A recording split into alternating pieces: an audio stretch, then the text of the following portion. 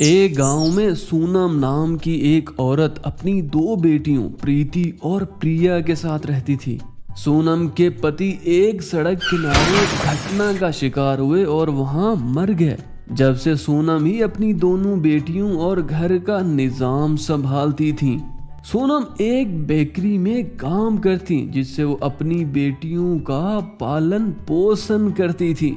जब सोनम ने बेकरी में काम खत्म कर लिया तो अपनी मालकिन के पास आई और कहा, मीम साहिबा आज आप परेशान लग रही हैं, क्या कोई मसला है? नहीं सोनम, कुछ नहीं, कोई चिंता की बात नहीं है, बस तुम अपना काम करो। हाँ वो मीम साहिबा, आपके बताए हुए सब केक मैंने तैयार कर दिए हैं।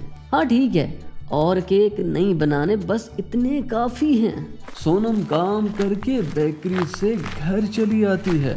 वो बेकरी किराए की दुकान में थी और उस जमीन का मालिक लाल सिंह आया और कहा, मैं कल भी आपके पास आया था कि मेरी बेकरी खाली कर दो, यहाँ मैं खुद दुकान बनाऊंगा।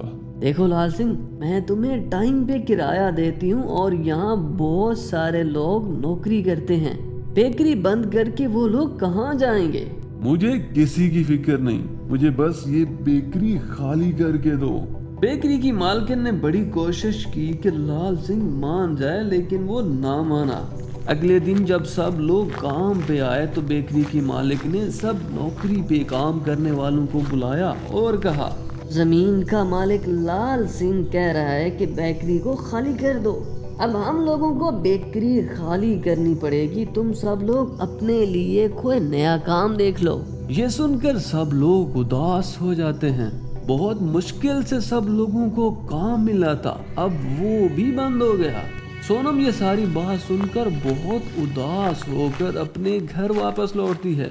जब प्रीति और प्रिया स्कूल से वापस आकर अपनी माँ को उदास देखा तो बोला, क्या बात है माँ, आज आप बड़े परेशान लग रहे हैं, क्या हुआ है? क्या बताऊं बेटा, बड़ी मुश्किल से ये नौकरी मिली थी जिससे घर चल रहा था, अब वो बेकरी बंद हो रही है। पर क्यों माँ? बेटा बेकरी का मालिक अपनी दुकान खाली कराने का बोल रहा है, इसलिए मालकिन बेकरी बंद कर रही है। बस 2-3 दिन है, बेकरी बंद हो जाएगी। है खुदा, अब क्या होगा माँ? तुम चिंता मत करो बेटा, अपनी पढ़ाई पे ध्यान दो, मैं कोई दूसरा काम ढूंढ लूंगी। सोनम ये सोचकर परेशान हो रही थी कि अब स्कूल की फीस और घर कैसे चलेगा। अपनी माँ की नौकरी छूट जाने के बाद प्रीति और प्रिया ही बहुत परेशान थी कि ये सब निजाम अब कौन चलाएगा। अगले दिन सुबह होते ही सोनम काम की तलाश में दूसरी बेकरी में काम का पता करने के लिए जाती है। वहाँ बेकरी का मालिक था तो सोनम उनके पास गई और कहा, भाई साहब मुझे केक बनाने का सालों का तजर्बा है, आपकी बेकरी में केक बनाने वालों की कोई जगह खाली है क्या? मैं आपको कभी कोई शिकायत का मौका नहीं दूंगी, मुझे बस नौकरी चाहिए। अरे नहीं नहीं बहन, हमारे यहाँ तो कोई नौकरी नहीं है, आप किसी और बेकरी में जाकर पता कर लें। ठीक है भाई साहब, अगर कोई नौकरी आए तो मुझे जरूर बताना। सोनम सारा दिन काम ढूंढती है लेकिन उसे कहीं काम नहीं मिलता। शाम को वापस घर आ जाती है। माँ, घर का राशन खत्म हो गया है, तो बाजार से लाना पड़ेगा। सोनम जब पैसे देखती है तो पैसे बहुत कम होते हैं। कुछ देर सोचने के बाद सोनम कहती है, प्रीति बेटा ये लो पैसे, इन पैसों से घर का राशन लाना है। बेटा इस बार पैसे सोच समझकर खर्च करने पड़ेंगे क्योंकि और हमारे पास नहीं है। हाँ हाँ माँ, मुझे पता है, पर माँ आपको आज भी नौकरी नहीं मिली? नहीं बेटा, मैंने हर जगह पता करके देख लिया, मुझे कहीं कोई नौकरी नहीं मिल रही। प्रीति और प्रिया दोनों माँ की मजबूरी समझ रही होती हैं। वो दोनों मार्केट जाकर उन पैसों से थोड़ा बहुत राशन ले आती हैं। देखो ना प्रीति, माँ बहुत परेशान है, हमें उनकी मदद करनी चाहिए। हाँ प्रिया, मैं भी यही सोच रही हूँ कि हमें कोई काम ढूंढना चाहिए। वो दोनों राशन लेकर बातें करते हुए घर आ जाती हैं। ऐसे ही सोनम कुछ दिनों तक काम ढूंढती है पर उसे कहीं कोई भी काम नहीं मिलता। स्कूल की मैडम ने प्रिया से कहा, प्रिया काफी दिन हो गए हैं, तुम स्कूल की फीस क्यों नहीं दे रही? कल तुमने जरूर फीस लाना वरना स्कूल नहीं आना। जी मैडम साहिबा, बस मैं कल ही फीस ला के दूंगी आपको। प्रिया को मैडम की बातों पे बहुत गुस्सा आता है क्योंकि उनके पास देने को पैसे नहीं थे। जब वो स्कूल से वापस घर आई तो उसने अपनी माँ से कहा, माँ वो स्कूल की फीस देनी है। मैडम ने कहा है कि अगर स्कूल की फीस ना दी तो स्कूल मत आना। तुम चिंता ना करो बेटा, कोई तो नौकरी मिल जाएगी और हम फीस दे देंगे। अगले दिन सोनम जब नौकरी तलाश करने जा रही थी तो उसने देखा कि एक बूढ़ी औरत घायल थी।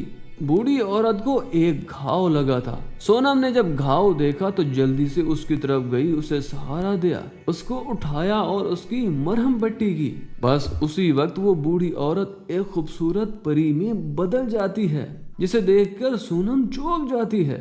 तुम्हारा बहुत बहुत शुक्रिया, आज तूने मेरी जान बचाई। अरे तुझे घबराने की कोई जरूरत नहीं, मैं एक परी हूँ। हमारी परियों की आपस में लड़ाई हो गई थी। एक बड़ा जिन मेरे पीछे पड़ गया था। वो मुझसे मेरी जादुई छड़ी हथियाने की कोशिश करने लगा, इसलिए मैंने रूह बदल ली और घायल होकर गिर पड़ी। लेकिन तुमने मेरी जान बचाई, तुम्हारा बहुत बहुत शुक्रिया। नहीं नहीं परी जी, इसमें शुक्रिया की क्या बात है, ये तो मेरा फर्ज था। अच्छा ठीक है, अब मैं चलती हूँ। सुनो, तुम्हें कोई परेशानी है क्या? तुम उदास क्यों हो? अगर तुम चाहो तो मुझे अपनी परेशानी बता सकती हो और मैं तुम्हारी मदद जरूर करूंगी। परी जी मैं बहुत परेशान हूँ, हमारे हालात बिल्कुल अच्छे नहीं हैं। मैं एक बेकरी में काम करती थी मगर वो काम भी छूट गया है, मुझे कोई काम नहीं मिल रहा।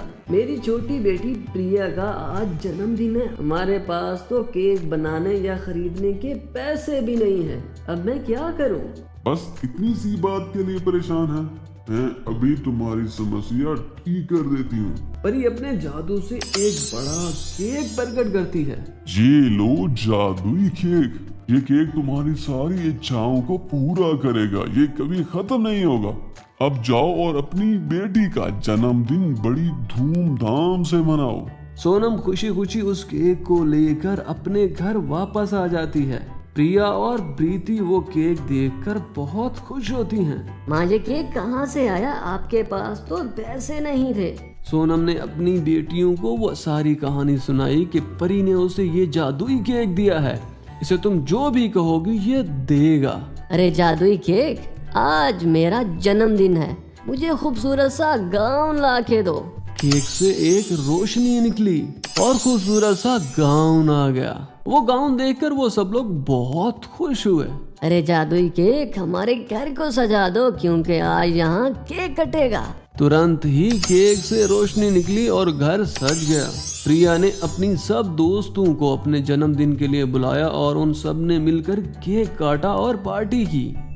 तो बच्चों, अगर आपको हमारी कहानी पसंद आई तो हमारी वीडियो को लाइक और शेयर करें, हमारे चैनल को भी सब्सक्राइब कर दें और साथ लगे घंटी के निशान को दबाना मत भूलें ताकि आने वाली मजे मजे की कहानियाँ आप लोगों तक पहुँच सकें।